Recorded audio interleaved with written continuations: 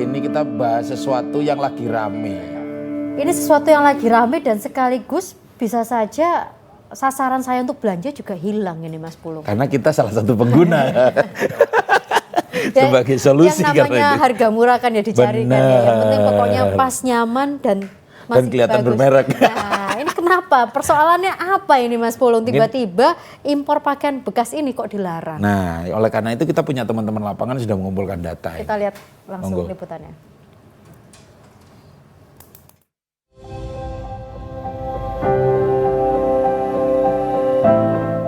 Kementerian Perdagangan, Kemendak, kemarin memusnahkan pakaian bekas impor sebanyak 824 bal senilai 10 miliar rupiah di Kabupaten Sidoarjo.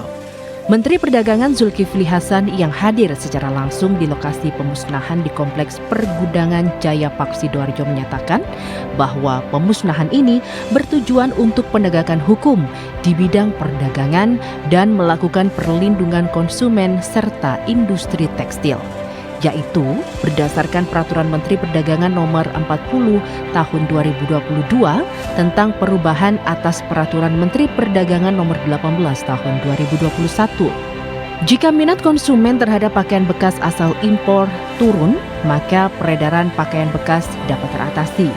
Sementara itu, menurut Mega Simatupang, PLT Direktur Jenderal Perlindungan Konsumen dan Tertib Niaga mengatakan, pakaian bekas impor ini diduga mengandung jamur yang diduga menimbulkan dampak buruk bagi kesehatan manusia.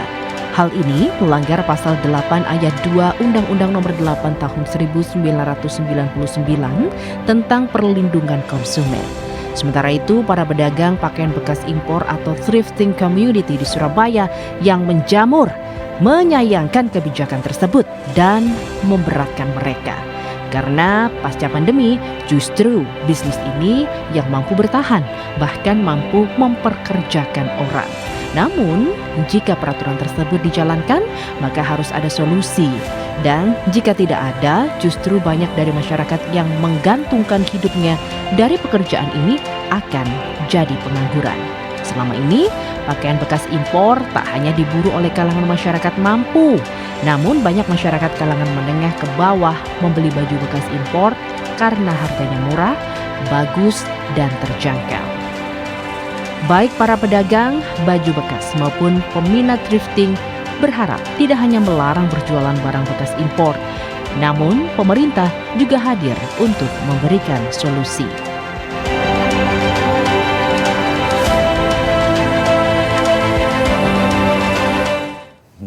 Ya, jadi ada tadi dibakar juga, padahal kalau didonasikan juga masih bisa dipakai gitu kayak. Tapi disita saja kemudian diberikan lagi. memang menjadi persoalan adalah apa landasan hukumnya, kok kayaknya banyak orang mengatakan ini kok kurang kuat, tiba-tiba harus dilarang.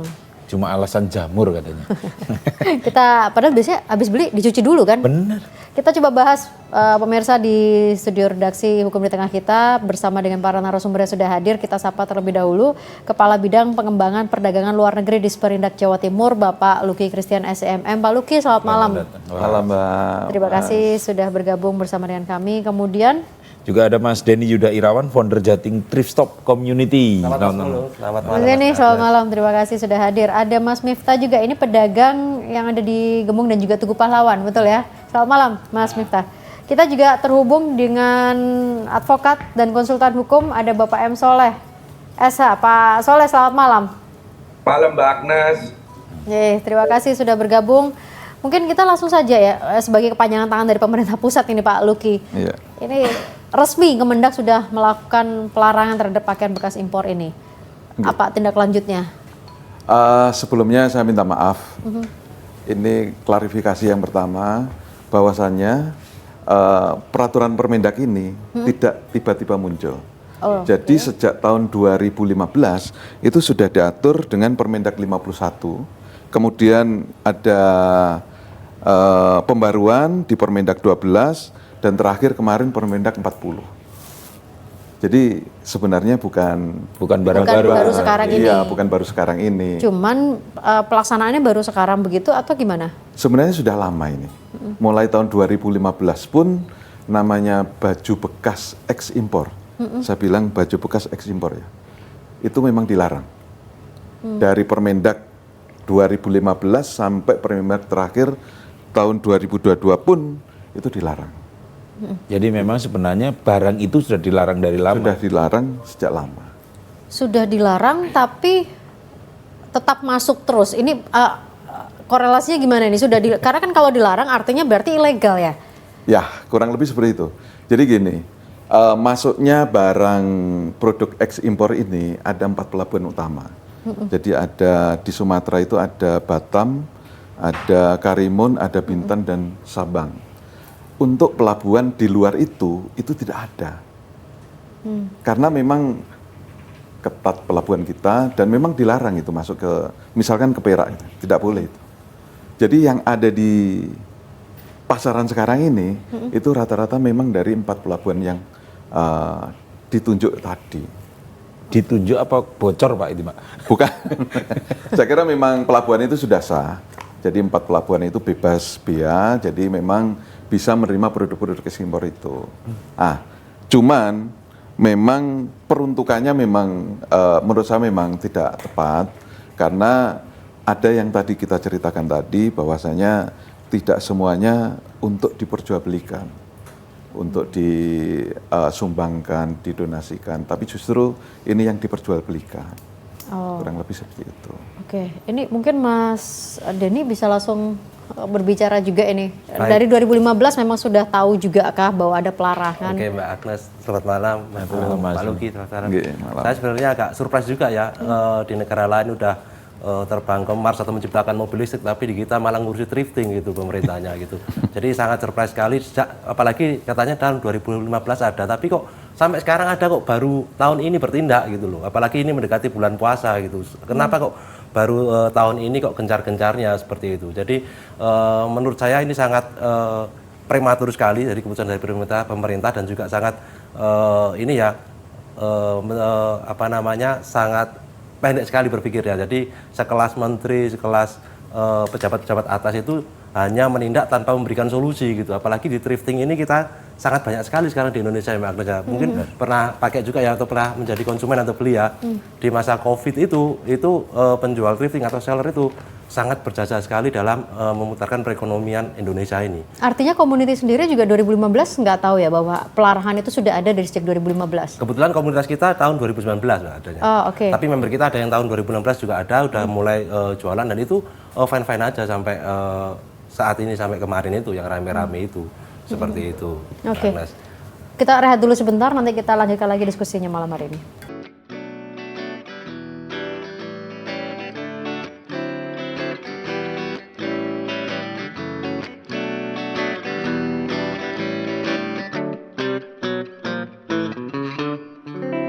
Kita bisa melihat bahwa ketidaktahuan teman-teman kita itu bukan sebuah kesalahan yang kalau saya katakan jadi kesalahannya teman-teman juga. Tapi jangan salah loh, hukum di negara ini tahu nggak tahu ketika hukum berlaku ya sudah itu yang berlaku, itu persoalannya. Harusnya diselesaikan dulu. Tapi saya nggak tahu, berarti kan kalau misalnya Mas Denny tadi mengatakan mungkin baru-baru sekarang surprise gitu ya, ini artinya stop begitu atau gimana? Makanya yang dilakukan oleh teman-teman komunitas? Tahu Mbak Agnes, makanya kita kok diperlakukan seperti teroris yang kejam, seperti bandar narkoba yang gembong, yang kakap sekali.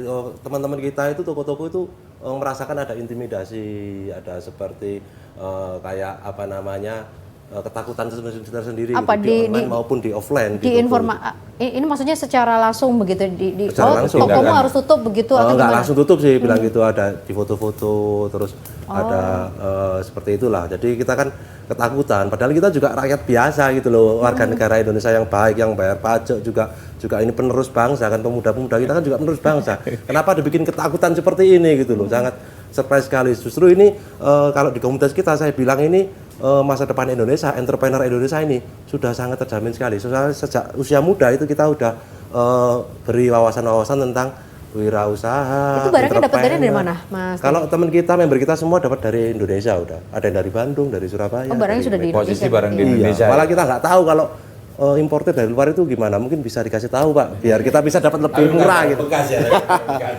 Nah kalau yang Mas Miftah sendiri gimana? Sebagai pedagang itu kan, apalagi berbicara tentang undang-undang, hukum dan semacamnya. Pedagang pasar gembong itu kan banyak yang awam. Ya. Taunya ini ada barang yang bisa kita olah, jadi duit gitu loh. Karena tujuannya ya yang penting kita dagang, ada barang kita jual, dan itu untuk menghidupi keluarga. Tidak lebih, apalagi mau nanya ini gimana proses mendatangkan barangnya dari luar, sangat tidak tahu mengenai hal itu. Pokoknya taunya ada barang. Berarti kalau dari Mas Miftah barang-barangnya dapatnya dari? Sejauh ini di Indonesia kalau misalnya yang terdekat itu memang alternatifnya itu bisa dari lelang pegadaian. Oh, Nah, kemudian dari dead stock toko, macam-macam. Bahkan ada 1-2 orang yang datang ke pasar Gembong itu menjual pakaiannya. Koleksinya sendiri ya. Jadi yang udah penuh sengaja ya? secara sengaja. Tapi namanya pedagang tetap kita pilah, ini bisa dijual lagi atau enggak itu. Jadi sesederhana itu. Ini berarti sekarang lagi stop tidak berjualan karena memang ada larangan ini yang belakangan lagi gencar atau gimana? Atau masih berjualan? Kalau takut itu pasti, khawatir itu pasti. Tapi kan yang menguatkan pedagang untuk tetap survive cari nafkah itu kan karena punya istri dan anak. Betul. Oke, keluarga ya. Kita mungkin tanya Pak Soleh ini. Pak Soleh, bagaimana Pak Soleh tanggapannya dari sudut pandang hukum? Iya, saya melihatnya begini. 2015 sudah tidak diperbolehkan. Yang menjadi pertanyaan reasoningnya, kenapa baju bekas itu dilarang? Itu yang menurut saya selalu gumun, apa sih? Apakah ini bekas curian di luar negeri? Apakah ini bekas orang penyakit di luar negeri sehingga ini sangat berbahaya kalau dipakai oleh warga negara? Ini bukan narkoba, ini bukan hasil kejahatan. Kalau itu ada sebuah pelarangan menjadi sebuah pertanyaan. Kalau misalnya presiden itu karena ada keluhan dari dunia perstektilan, industri tekstil ini, menurut saya baju bekas import itu tidak apple to apple kalau itu dilawan dengan industri tekstil. Mestinya lawannya industri tekstil itu adalah baju baru impor, misalnya dari Korea, misalnya dari China, yang mereka kualitasnya lebih bagus, harganya lebih murah, mengalahkan kompetisi dari produk dalam negeri. Ya kalau baju baru tekstil ini disandingkan dengan baju bekas, tentu ini nggak sebanding. Justru argumen ini yang menurut saya harus kita patahkan dari pemerintah. Mestinya kalau dilihat ini sebagai sebuah pangsa pasar baru, bagi saya apa bedanya ojek online, taksi online dengan baju-baju bekas yang dari luar negeri ini? Sama, ini peluang usaha, biarkan anak-anak muda kita, biarkan ini warga negara kita mau menjual daripada mereka mengganggu. Nah, Mbak Agnes, yang harus dipahami juga, bisnis ini bukan bisnis bantuan dari pemerintah. Mereka ini tidak mendapatkan apakah itu bantuan, apakah itu subsidi, apakah itu pinjaman dari bank, tidak. Mereka itu bisa survive karena mereka sendiri yang melihat peluang itu ada. Baju-baju ini bagus, yang saya pakai ini Mbak Agnes, ini adalah jaket kulit yang kayak modelnya itu kayak model kulit buaya. Saya beli di pasar bekas ini cuma 200.000. Yang menurut saya kalau itu harga barunya tentu sudah di atas 3-4 juta kan gitu loh. Pak Soleh, apanya ya? Pak Soleh, tapi begini, seberapa kuat sih Pak aturan yang saat ini disampaikan? Dalam artian Permendak ini seberapa kuat untuk kemudian bisa membuat komunitas atau bahkan pedagang-pedagang ini harus stop untuk menjualnya? Saya melihat aturan Permendagri 40 yang kelanjutan perubahan-perubahan dari tahun 2015 itu sama sekali tidak punya akar. Artinya konstitusinya yang mau dipakai itu yang mana? Kan berbeda kalau misalnya kenapa pemerintah membuat kebijakan pelarangan impor baju bekas karena berbahaya dari segi penyakit, karena ini hasil kejahatan, karena ini kualitasnya rendah, membuat kalau kita pakai sekali pakai harus dibuang. Oh ini sampah. Nah, argumentasi itu tidak ada. Yang dipakai pemerintah argumentasinya hanya karena ini sampah, karena ini merugikan dunia tekstil Indonesia dalam negeri. Itu dan menurut saya itu bukan logika hukum yang dipakai untuk melarang adanya baju impor bekas ini. Baik Pak Soleh, ke Pak Luki lagi. Pak Luki, apa yang tindakan-tindakan dilakukan? Karena mungkin teman-teman juga masih tetap berjualan dengan catatan tadi, karena mengingat anak istri butuh gitu kan. Apa Permendak ini punya konsekuensi sampai harus menutup toko mereka atau bagaimana begitu? Jadi gini Mbak, aturan pokoknya ada di Undang-Undang 7 dan Undang-Undang 2. Selama ini yang dilakukan oleh Dinas Perindak, tentu kami menghimbau kepada kawan-kawan, tidak semua thrifting itu baju bekas ekspor. Ingat, Oke, tidak semua. tidak thrifting. semua baju bekas ekspor. Oke. Seperti tadi disampaikan tadi, ada yang bekas dari penjualan toko yang sudah tidak laku, ada yang nebus dari pegadaian. Jadi tidak semuanya itu dari ekspor. Ah, yang diduga ekspor inilah yang dilarang sebenarnya. Tapi kami dari Dinas Perindak berupaya untuk melakukan pembinaan. Selama ini kita lakukan pembinaan kepada kawan-kawan pelaku usaha atau penjual agar mematuhi undang-undang dimaksud. Untuk penindakan, ini kebetulan bukan di kewenangan dari dinas, ini ada di Kementerian Perdagangan dan tentu pihak penegak hukum lainnya. Saya kira itu, Mbak. Oke, teman-teman merasa sudah pernah mendapatkan pembinaan atau sosialisasi kah? Tadi seperti yang disampaikan oleh Pak Luki, Mas Belum Denny. pernah Mbak Agnes. Jadi kita emang struggle sendiri dari nol. Jadi di masa pandemi itu saat orang lain takut atau merasa ketakutan, kita mencoba menggerakkan perekonomian Indonesia ini. Seharusnya teman-teman seller di seluruh Indonesia itu layak disebut pahlawan lah. Kalau minimal diberi kalung bunga lah, gitu seperti itulah. Jadi seluruh seller di Indonesia saya rasa dia pahlawan. Tapi apakah pemerintah lihat itu? Enggak. Malahan sekarang kita seperti musuh nomor 1 di Indonesia seperti itu, kayak dimusuhin gitu. Tapi boleh sedikit cerita nggak ketika barang itu datang kemudian sampai dipajang di etalase, itu prosesnya seperti apa sih? Karena yang ditakutkan oleh pemerintah itu kan karena jamur, kesehatan dan sebagainya. Baik Mas Bulu. Sebenarnya kebetulan yang saya pakaiin dari atas sampai bawah ini thrifting, Mas. Jadi saya sejak muda itu, sejak kecil udah pakai thrifting, dan sama sekali saya sekalipun nggak pernah ada masalah penyakit kulit, gangguan kulit. Tidak pernah. Sampai mohon maaf ya, dalaman saya juga pakai thrifting juga. Jadi dalaman saya pakai thrifting. Jadi tidak pernah ada, itu berlebihan kalau berita seperti itu. Jadi pertama-tama kita mendapatkan barang, kita laundry, kita cuci, kalau perlu diberi disinfektan sama ini ya, hand sanitizer gitu kalau dulu zaman Covid itu. Sampai segitu. Jadi kita mengajarkan teman-teman member kita itu sedetail itu gitu sebelum sampai ke tangan konsumen itu.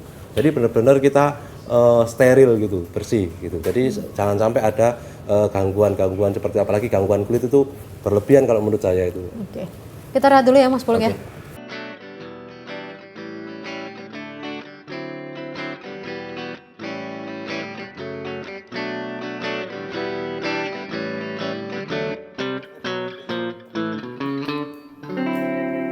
Yang penting itu Bu, sebenarnya sing dilarang ki sing ngendi to gitu. Nah, ya. Itu yang bikin kita bingung gitu kan. Karena khawatir orang menangkapnya pokoknya pakaian bekas Dilarang. itu dilarang gitu. Nah, ini yang tapi sebelumnya kita sapa dulu yang tadi sudah kita sapa di line Zoom. Mas Soleh sudah hadir di studio redaksi hukum kita. Bisa nyampe dengan selamat.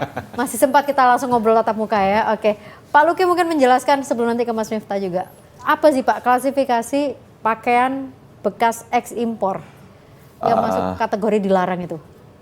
Jadi yang jelas bekas ekspor itu dilakukan importasi dari luar ke daerah pabean Indonesia. Nah, selama ini kalau di Jawa Timur memang tidak ada. Tidak ada. Semuanya itu dari luar provinsi. Luar provinsi. Dan kebetulan saya tadi juga dapat info bahwasannya itu banyak yang dari kota sebelah lah, yang jelas bukan dari Jawa Timur.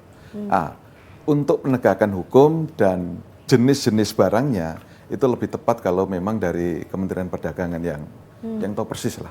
Kalau kita ini di daerah lebih ke pembinaan saja. Pembinaan ke teman-teman dan komunitas ya. Betul, iya. Oke. Jadi sebenarnya yang dilarang yang bekas, yang Bekas impor. ekspor. Kalau razia berarti bukan dari ranahnya Dinas Perindak ya berarti ya? Bukan. Nah, kita melakukan pembinaan saja. Dengan komunitas dan juga dengan pelaku-pelaku Iya, UMKM betul. itu ya. Mas Miftah mungkin ada yang disampaikan juga. Enggak, saya cuma mau menggambarkan keadaan seperti pasar gembong gitu Pak. Jadi pasar gembong itu jangan dikira isinya pakaian bekas impor semua gitu loh. Jual sarung lokal kayak boleh sebut merek nggak misalnya kayak gitu, lokal itu juga ada gitu loh. Dan celana yang baru itu bukan bekas itu juga ada gitu loh. Jadi kalau misal ada statement ini merugikan UMKM lokal, sepertinya di pasar gembong mereka harmonis berdampingan gitu loh. Antara penjual pakaian impor bekas sama yang lokal gitu loh. Begitu Pak gambaran. Tapi sudah ada razia kah di sana terkait dengan pakaian bekas ekspor ini? Sejauh ini masih belum sih. Kalau yang terkait isu ini ya, ini sejauh ini di Pasar Gembong belum. Oke. Dan saya rasa ngapain juga untuk dirazia gitu. Karena sejauh ini mereka itu hanya sekedar ya jualan, ada barang gitu kita jual, sesederhana itu sebagai pedagang gitu Pak. Tapi Tidak juga melakukan akhirnya kan transaksi secara- akan menjadi lebih baik ketika pedagang itu punya pengetahuan yang baik tentang barang yang dijual sih Pak. Justru saya sangat bersenang kalau misal ada pembinaan, sosialisasi dan semacamnya gitu. Tapi kan kalau razia, siapa sih pedagang mana yang suka dirazia? Ya. Kan seperti itu Pak. Karena di tengah-tengah razia Kalau ingat perlu ya istri dan didukung. anak. Ada yang suka ke razia maling, gitu. Harus nggak apa-apa itu. Pak Soleh, ada upaya hukum kah? Oh iya, pasti itu. Sederhana cantolannya Mbak Agnes. Pasal 27 ayat 2 Undang-Undang Dasar bahwa setiap warga negara berhak mendapatkan pekerjaan yang layak. Menurut saya loh ya, sepanjang pekerjaan itu bukan sebuah kejahatan, tidak melanggar etika, tidak melanggar norma agama, sah. Makanya saya yang tidak habis pikir itu adalah logika berpikir melarang impor. Apa bedanya sih baju bekas lokal dengan impor? Pasar Gembong itu sejak saya kecil itu biasa orang tidak mampu beli di mall, dia belinya di Gembong. Apa yang salah di situ? Alternatif. Sepanjang dia nggak beli celana dalam bekas loh, menurut saya nggak apa-apa itu. Ya Mas Denny loh, Mas Denny. Kan gitu. Jadi itu logika. Maka menurut saya teman-teman tidak boleh diam. Kalau dulu yang namanya apa? Istilah sekarang barunya kan thrifting. Dulu awal-awal. Saya pun gara-gara ono Permendak rame ini baru belajar istilah. Saya familiar menggunakan baju bekas, ya toh. Itu adanya di pinggir-pinggir jalan. Yes. Padahal ini sudah bermutasi, sudah masuk ke mall loh, bayangin. Dia bisa bersandingan dengan baju-baju baru. Tetapi yang membuat saya aneh, pangsa pasarnya bagus. Masyarakat kita ini tidak malu pakai baju bekas. Dia kalau tidak mampu beli baru, barang branded, import, ya sudah. Cari yang punya merek-merek branded tapi ini adalah bekas. Apa yang salah? Nggak ada yang salah menurut saya. Maka logika yang dipakai oleh pemerintah ini yang harus kita lawan. Jangan-jangan ini adalah titipan. Dan itu sudah disampaikan oleh presiden kita. Kesel, ya boleh dibilang agak marah karena ada keluhan dari industri tekstil itu. Saya tidak nyalakan teman-teman dinas perdagangan daerah karena ini wilayah dari teman-teman pusat. Tetapi dampaknya itu kan ke daerah-daerah. Yeah. Yang paling aneh menurut saya, barang berkontainer-kontainer bisa masuk, bea cukai tidak tahu. Itu aneh. Wajar dong selama ini ada penyelundupan narkoba yang kecil-kecil. Wong yang gede satu kontainer aja lolos kok. Apalagi itu narkoba. Jadi ini menjadi sebuah guyonan menurut saya. Tiba-tiba Mendak ngomong ini masuknya di pelabuhan-pelabuhan tikus. Ya tikusnya kalau satu kontainer masa nggak kelihatan kan gitu loh. Menjadi aneh. 2015 gonjang-ganjingnya mendekati Lebaran tahun 2023. Bisa jadi menurut saya jumlah kontainernya bisa sudah ratusan ribu kontainer yang sudah masuk. Wong kalau minggu itu di jalanan Sidoarjo aja udah rame itu orang jualan kayak beginian itu. Ini bisnis baru yang menurut saya pemerintah harus introspeksi. Kadang-kadang kan menurut saya presiden ini juga manusia. Bisa jadi dia salah hanya mendengar satu informasi dari teman-teman pengusaha, dia tidak pernah datang ke Tugu Pahlawan. Seakan kayaknya Pak Jokowi ini harus jalan-jalan ke Tugu Pahlawan. Saya kemarin Minggu Mbak Agnes, saya nggak kenal sama dia ini. Saya pengen ada orang yang bisa saya jadikan pemohon untuk menggugat Permendagri 40 2022 ini. Ketemulah dia. Betapa ramenya dia itu jualan 25.000 ya. 25.000. 20.000. Oh, jadi sekarang ini Mas modelnya Miftah- gini soge iki, Mbak. Oh sing tuku wae dek. Jadi ini sekarang Mas Miftah sebagai Saya berharap dia penggugat- mau. mau belum ya? menggugat ya. Sebagai pemohon, Pemohon. nantinya untuk kita menggugat itu. Artinya begini, kita tidak bisa sekedar mengeluh. Sudah beberapa kontainer itu dibakar. Kan itu menjadi percum tak bergun. Bencana masih banyak, kenapa nggak disumbangkan ke sana? Tadi kan dibahas begitu. Maka kita harus menggunakan perlawanan secara hukum, secara konstitusional. Bisa jadi nanti yang mewakili thrifting yang di mall-mall, ayo monggo silakan. Ya, Ada yang mewakili sebagai konsumen tidak mampu beli baju baru, sukanya beli barang bekas. Jadi instrumen ini lengkap. Ini loh pemikiran 3 komponen yang semua tetap menginginkan baju bekas import itu tidak dilarang. Dilarang. Kalau dari Mas Denny sejauh ini dengan teman-teman komunitas apa yang dilakukan? Mungkin ada upaya atau ya udah kita tetap Kita gencar berjalan. sih untuk mensosialisasikan ke member terutama ya. Terutama jangan takut karena memang akhir-akhir ini kan seperti itu ya, ada ketakutan, tapi kita terus berjuang ya Mbak ya untuk tetap jualan di Instagram atau di sosial media, tetap buka tokonya, mulai sekarang dibuka. Ya benar tadi Mas Miftah, ini untuk keluarga kita. Kalau kita nggak kerja, memang pemerintah yang ngasih makan kan nggak juga gitu, seperti itu. Jadi tetap kita laksanakan. Saya ingin nambahin sedikit Pak, karena sebenarnya thrifting ini kita juga mengurangi limbah dunia kan. Sekarang di dunia itu limbah tekstil 92 juta ton itu per tahun itu Pak. Jadi bayangkan segitu banyaknya. Thrifting kan kita baju bekas itu dipakai lagi, otomatis kan mengurangi limbah yang nambah itu ya kan. Jadi 92 juta ton itu angka yang besar sekali loh Pak. Kita buang sampah sekarang di sini aja, penyu di Bali itu tersedak sekarang kalau kita buang sampah di sini. Jadi artinya apa? Semesta ini juga ngeling gitu dengan kehidupan kita. Apalagi kalau ditambahi 92 juta ton tiap tahun gitu. Jadi apa bumi ini seperti itu. Jadi otomatis thrifting ini adalah salah satu opsi untuk kita melestarikan lingkungan hidup seperti itu. Termasuk Itu yang ingin kita dibakar bawa tadi kemana-mana. berarti merusak lingkungan karena polusi Karena udara polusi udara. berarti ya. Pak Luki, ini kalau dari Disperindak ini kan apa istilahnya kan pembinaan begitu ya? Betul, ya. Atau ada upaya-upaya lain lagi begitu yang Jadi komunikasinya sejauh ini bagaimana? Disperindak itu punya beberapa UPT, Mbak. Jadi ada UPT perlindungan konsumen, itu ada di 5 wilayah. Tapi untuk penegakan hukum memang belum pernah kita lakukan, tidak lebih ke pembinaan mulai SNI dan lain sebagainya. Terkait dengan baju bekas ini memang kami mulai mendata, kita melakukan pendekatan personal kepada kawan-kawan. Harapan kami ke depan itu kita saling mengerti lah. Ini aturannya seperti gini. Selagi kawan-kawan masih akan melakukan gugatan, Pak nggih, gugatan. Sebelum gugatan itu inkrah, mungkin teman-teman akan melakukan pendekatan juga ke pelaku usaha, Pak. Kalau penegakan hukum dari Dinas Perindak saya kira belum sampai ke sana. Ya. Jadi upaya-upaya ke pembinaan terus. Tapi Pendekatannya anu aja Pak Luki, kasih tahu ke teman-teman karena ini bekas jangan mahal-mahal supaya kita bisa beli. pendekatan ekonomi berarti ya. Jadi biar lebih banyak ke konsumennya. Tapi Pak Luki, ini tadi gara-gara masalah sampai lupa tadi mau nanya apa ini. Dengan UMKM, apa memang thrifting itu mengancam UMKM yang ada? Pengalaman saya di bidang perdagangan luar negeri ini, saya minta maaf Pak, ada perusahaan besar ini yang mengeluh ke kita.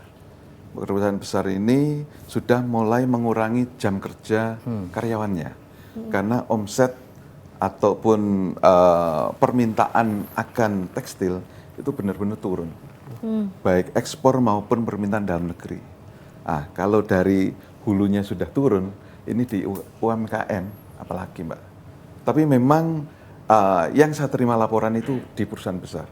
Kalau UMKM kelihatannya belum ada laporan ke saya. Pak Luki, soal-soal seperti itu bukan soal kualitas.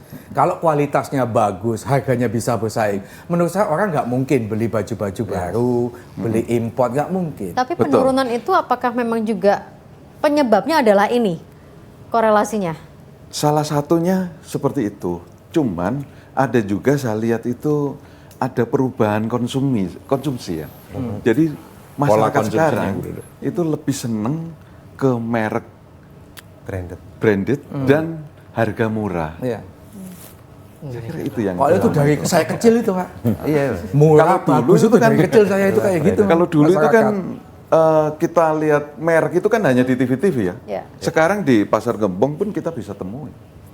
Lah apa salahnya kalau konsumen Kalau saya konsumen, saya beli di situ. Ya. Iya. Jangan-jangan ini buat solusi ya Pak, ketika orang mainkan branded tapi tidak punya uang. Itu berarti larinya ujung-ujungnya persaingan usaha berarti ya. Harus bagaimana caranya supaya bisa survive. Kita kembali saat lagi.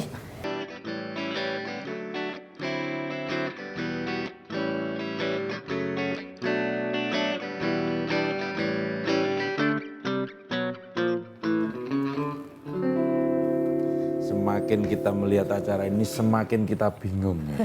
Kita juga selalu bertanya-tanya kenapa tiba-tiba orang dulu berpikir untuk berbisnis baju bekas itu. Tapi kan pertanyaannya adalah sebenarnya minat untuk belanja itu kan memang tinggi. Ya, Lalu kenapa kemudian itu dilarang?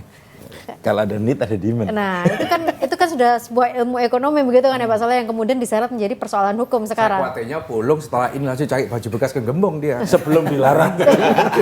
Loh, ini sudah dilarang Mas dari sejak 2015. Sebelum penindakan. Oh, iya. Itu yang benar berarti sebelum penindakan. Oke, Mas Denny, ini berarti kan yang kalau Mas Miftah tadi kan Pak Soleh harapkan nanti bisa mengajukan permohonan begitu ya sebagai pemohon. Mas Denny juga adakah planning ke arah sana atau ya udah kita ngalir aja? Mungkin kalau emang nanti aturan dari Permendag bisa nggak kita ajukan ke MK Pak? Kita Ke Mahkamah Agung. Mahkamah Agung Ke ya. MA ya? MA. Kan ini peraturan di bawah undang-undang. Peraturan bawah undang-undang.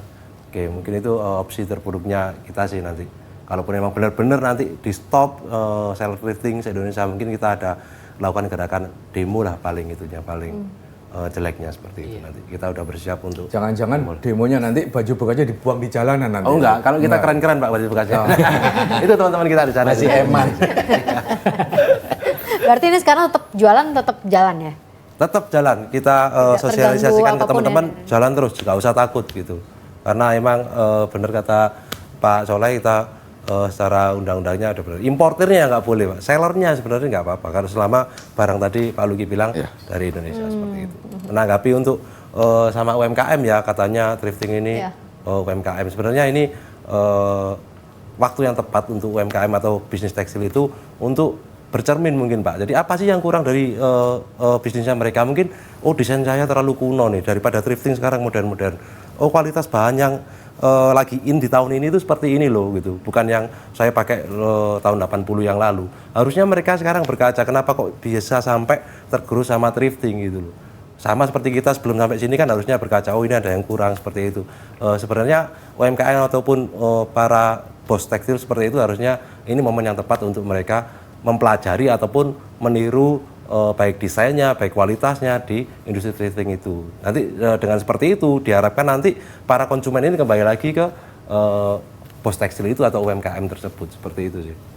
Yang paling saya suka adalah kata-kata yang impor aja yang dilarang, seller jangan. Itu saya paling suka dengan kata-kata itu. Seller tetap aja jalan Iya, ya. karena mereka udah terlanjur beli Bu, kasihan Bu. Ini rakyat kita. Itu persoalannya, karena sudah kadung gulaan. Kalau cuma gulaan aja mending Pak. Kalau ada yang utang pay later itu kan kasihan juga.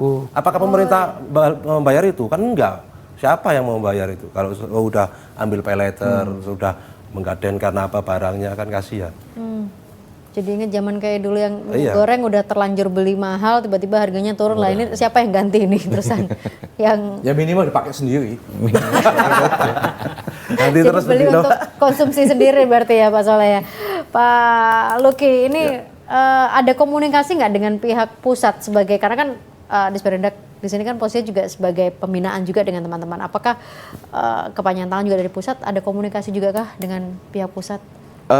Kita selalu komunikasi ya dengan kawan-kawan. Khususnya kalau di daerah itu ada namanya BPTN ya. Jadi ada Balai Tertib Niaga yang ada di Surabaya. Nah, salah satu tugas kawan-kawan itu melakukan penindakan itu, Mbak. Nah, harapan kami Dinas Perindak ini walaupun perwakilan pemerintah pusat yang ada di daerah tetap diajak komunikasi, tetap melakukan edukasi kepada teman-teman pelaku usaha sebelum dilakukan penindakan oleh kawan-kawan pusat ini, Pak. Jadi komunikasi dengan kawan-kawan tetap kita jaga, jangan sampai mengutamakan penindakan dulu, represif, baru ada pembinaan. Tapi ada rencana nggak Pak untuk misalnya mengedukasi teman-teman yang nyun sewu sudah terlanjur berjualan gitu?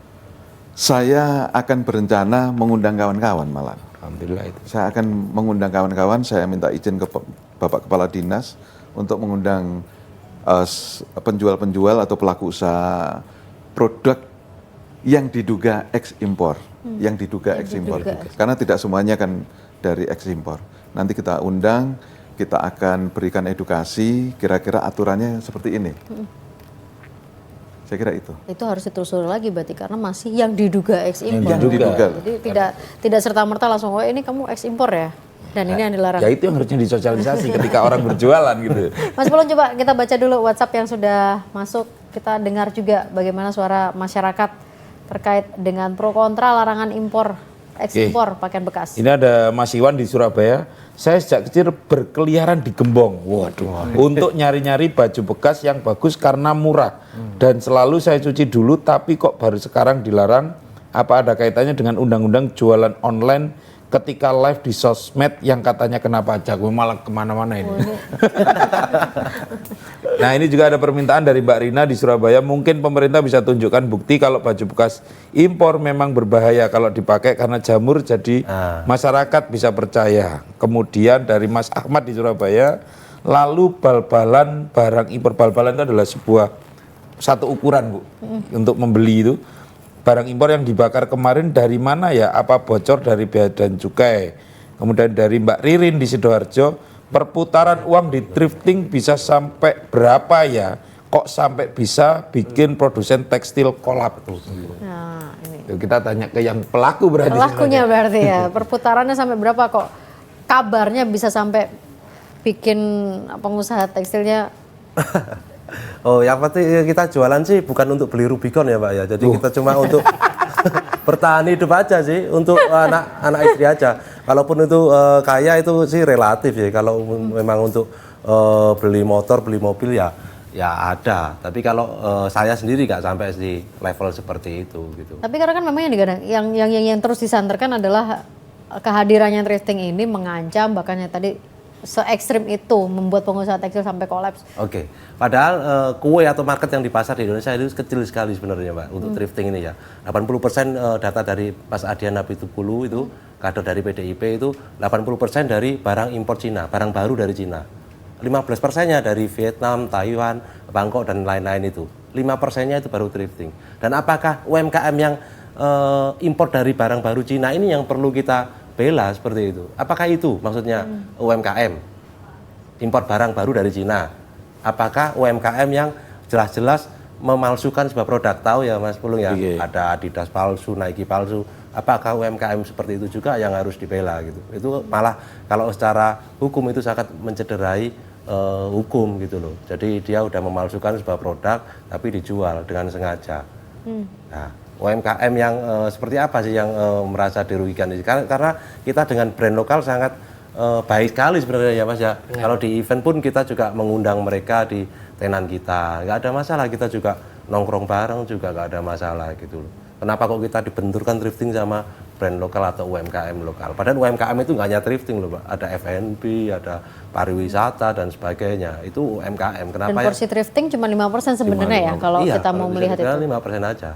Kue yang atau market yang dimakan ini karena menjadi masalah. Kalau boleh tahu Mas, omset sebulan itu kira-kira berapa sih Mas? Omset sebulan. Mas Ardi berapa Mas Ardi? Sebulan? Berapa? 1 M? Enggak sampai. 10 juta, 20 juta. Gitu. Ini yang punya toko di salah satu toko besar di Jalan Ahmad Yani sini Pak, di Dorcas namanya. Ya. Jadi toko thrift yang ada di dalam mall besar gitu? Enggak di mall, di pinggir jalan. Ada yang nyewa, ada yang ngontrak, ada yang rumah sendiri, ada yang di mall juga ada di Royal. Cuma kadang di mall itu rules-nya agak susah karena emang beberapa mall membatasi tidak boleh jual pakaian bekas seperti itu. Nanti karena itu mungkin ya seperti Matahari, Ramayana apa merasa tersaingi, kalah dan sebagainya. Pak Soleh? Pertama harapan saya ke Pak Luki ya. Meskipun teman-teman Deperindak ini kepanjangan tangan, tetapi tidak ada salahnya kalau Pak Luki ngasih masukan bahwa kebijakan ini tidak sesuai dengan fakta, kebijakan ini tidak sesuai dengan keinginan dari masyarakat itu sendiri. Berbeda kalau ini ada pemaksaan, impor bekas murah dipaksa, sementara masyarakat tidak mau mengkonsumsi, Karena pemaksaan itu wajar pemerintah melarang. Tapi ini kan enggak gitu loh. Antara penjual dan pembeli saling bersinergi, podo senengi, mumpung murah kan begitu. Itu yang pertama. Yang kedua, saya bersyukur ada kasus-kasus pelarangan yang awalnya dilarang tapi didiamkan. Ini menjadikan teman-teman pedagang itu introspeksi bahwa kita harus belajar hukum.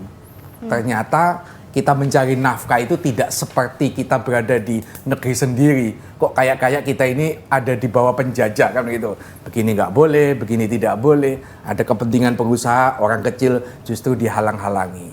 Nah, teman-teman mau tidak mau belajar hukum supaya bisa survive. Survive itu tidak hanya jualan baju, tapi survive hidup itu juga harus belajar tentang hukum ini. Supaya kita tidak mudah ditakut-takuti. Kalau saya melihat di dalam Permendak ini 40 2022 itu memang tidak boleh baju bekas, tetapi tidak ada itu terus dilarang bahwa ini nanti akan dipidana, oh ini nanti akan dibakar, nggak ada. Tetapi kadang-kadang dimaknai kalau tidak boleh maka ini kan ilegal. Kalau ilegal maka harus dihancurkan. Padahal dihancurkan itu justru muspro. Kenapa nggak disumbangkan aja ke orang-orang miskin? Nggak usah dikasihkan ke pedagang. Kalau pedagang dijual lagi. Udah kasihkan aja ke orang miskin. Itu jauh lebih bermanfaat dibanding dibakar. Kalau dibakar ini kan kesannya kayak show of force. Pemerintah bisa nih nangkep ini yang ilegal-ilegal. Padahal 2015, 2023, 8 tahun itu yang dibakar itu nggak ada 0,1% menurut saya. Ketimbang yang sudah kadung beredar dinikmati oleh masyarakat. Oke, baik. Mas Pulung, kita rehat dulu. Benar. Ketemu di segmen terakhir.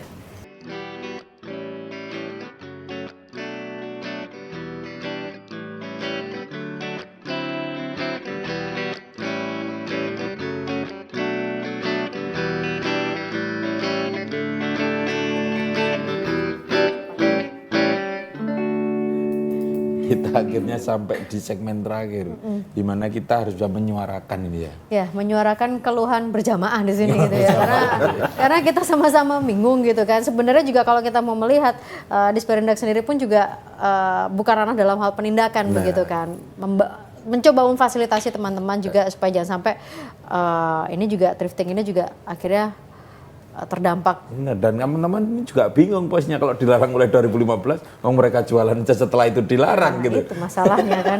Mas Miftah, mungkin ada yang mau disuarakan Kalau malam hari misal seperti Pasar Gembong itu ya Pak, itu kan ada sejak awal 2000, era Pak Narto ya. Cak Narto, wali kota Cak Narto. Kemudian terus terjadi penggusuran, ya kan, pelebaran jalan. Jadilah TP Pagi. Itu legal loh, perizinan. Itu diizinkan untuk jualan di TP Pagi, di Pasar Gembong dan semacamnya. Itu kenapa masyarakat Gembong tetap survive? Ya karena memang kembali ke tadi, ada kebutuhan yang memang harus dipenuhi. Betul. Kemudian terkait tanda kutip isu di atas terkait sentimen dengan UMKM lokal, saya rasa di lapangan tidak ada niatan sepeser pun itu dari pedagang untuk menyampingkan itu gitu. Apalagi sampai menggiring opini hindari pakaian lokal dan semacam. Baju yang saya pakai ini asli Surabaya. Wah. Dan ini memang Bekas Gembong. nggak? Oh, Bekas nggak? ini baru. Dan ini bekas. Artinya kan kita Mestinya kalau pedagang baju bekas, semua baju yang dipakai itu bekas semua. cuma maksud saya ini secara menunjukkan masyarakat kolaborasi baru dan bekas berarti. artinya kita berpikirnya yang fair gitu loh. Nah, kita mencintai produk lokal itu belum tentu membenci produk impor. Begitupun sebaliknya. Mencintai impor kan nggak harus benci kepada lokal. Nah, masyarakat di bawah itu sangat harmonis gitu ya.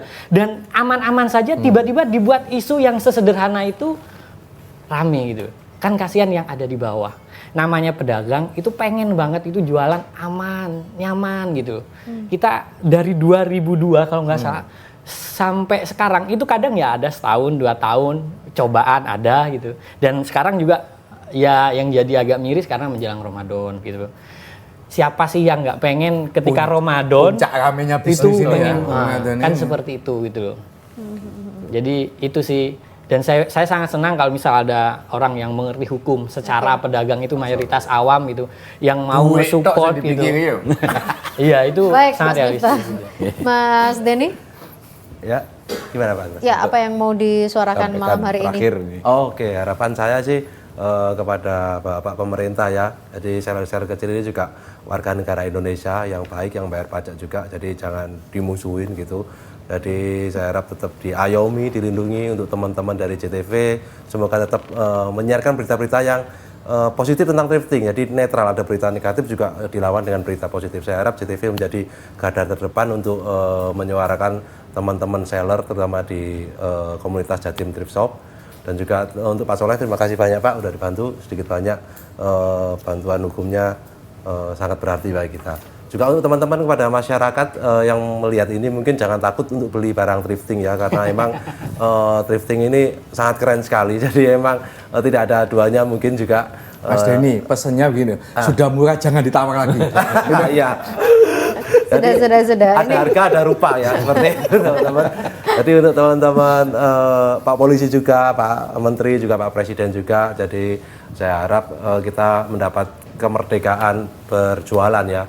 Jadi merdeka berjualan. Jadi yang seperti sebelum-sebelumnya dengan tertib, damai dan sesuai dengan hukum yang berlaku di Indonesia tentunya. Baik. Itu mungkin cukup itu. Termasuk kemerdekaan membeli. Oke. Kan sebenarnya kan bebas. Iya. Pembeli mau beli yang Iya, mana itu masyarakat kan. biar yang menentukan Saya pikir tadi juga mau nawarin Pak Presiden, Pak Menteri sama untuk membeli juga gitu. Ya masa Saya hidup pikir di tadi mau Indonesia nawarin. membeli aja diatur gitu kan enggak juga. Pak Luki, monggo Oke. Pak Luki. Terima kasih Mbak. Jadi Dinas Perindak itu adalah bagian dari pemerintah. Ya. Perwakilan dari pemerintah pusat yang ada di daerah. Kami selaku aparat, kami tetap mendukung melaksanakan undang-undang. Terkait dengan kawan-kawan baju bekas ini, terkait dengan baju bekas, itu memang ada 2 undang-undang. Yang pertama Undang-Undang Nomor 7 Tahun 2014 tentang perdagangan. Yang kedua adalah Undang-Undang 8 Tahun 99 tentang perlindungan konsumen. Tapi kami akan mencoba melakukan pendekatan persuasif sebelum kawan-kawan dilakukan penindakan. Jadi ke depan saya akan mengundang perwakilan dari kawan-kawan, kami akan pertemukan, kami akan coba mengundang kawan-kawan dari pusat untuk memberikan sebenarnya apa, permasalahan apa sebenarnya kok sampai baju bekas ini dilarang. Jadi nanti biar ketemu, mungkin tidak dalam waktu lama, harus sesingkat-singkatnya kita akan segera selesaikan khususnya untuk kawan-kawan di Surabaya. Baik. Terima kasih Pak Luki. Pak Soleh, terakhir singkat. Harapan saya begini, setelah kita mewakili ini teman-teman, ya toh kita gugat itu Permendagnya ini, teman-teman kalau punya komunitas di kota-kota lain, ayo ada gerakan bersama. Surabaya menggugat dulu, disusul Semarang, Bali, Jakarta, supaya begini, ada persepsi yang sama bahwa pemerintah ini nggak pas. Kebijakannya tidak elok, bahasa halusnya. Nek bahasa kasih gak bener, merugikan para pedagang, merugikan masyarakat kelas menengah ke bawah. Bagi kami, menurut saya loh Mas, saya bukan penjual ya, tapi saya pembeli, kadang-kadang tapi gak bendino. Ini soal segmen, bahwa thrifting ini adalah segmen kelas menengah ke bawah. Yang itu tidak boleh diganggu oleh pemerintah. Biarkan mereka membeli, ada kemerdekaan, bebas nek duit beli baju baru. Ketika tidak punya uang, dia membeli baju bekas. Tapi baik. yang penting ada kesadaran, ayo gerakan bersama dari masing-masing kota ini untuk melawan. Baik, terima kasih Mas Soleh. Emang kalau Pak Soleh hadir memang pasti akan selalu ada Iya, perlawanan ada gitu ya. gerakan gitu. Emang dari dulu begitu kerjaannya Pak Soleh. Pak Soleh terima kasih, Mas Oke. Miftah terima kasih, Mas Denny terima kasih, Pak Luki. Luki, terima kasih. Terima kasih. Kita berharap yang terbaik lah ya. Untuk semuanya gitu ya. Jangan terus tiba-tiba. Baik, jangan mahal-mahal, sudah bekas mahal. Itu yang nggak boleh itu. Oke, mudah-mudahan bisa segera ada solusi dari pemerintah, khususnya juga untuk para pedagang thrifting ini.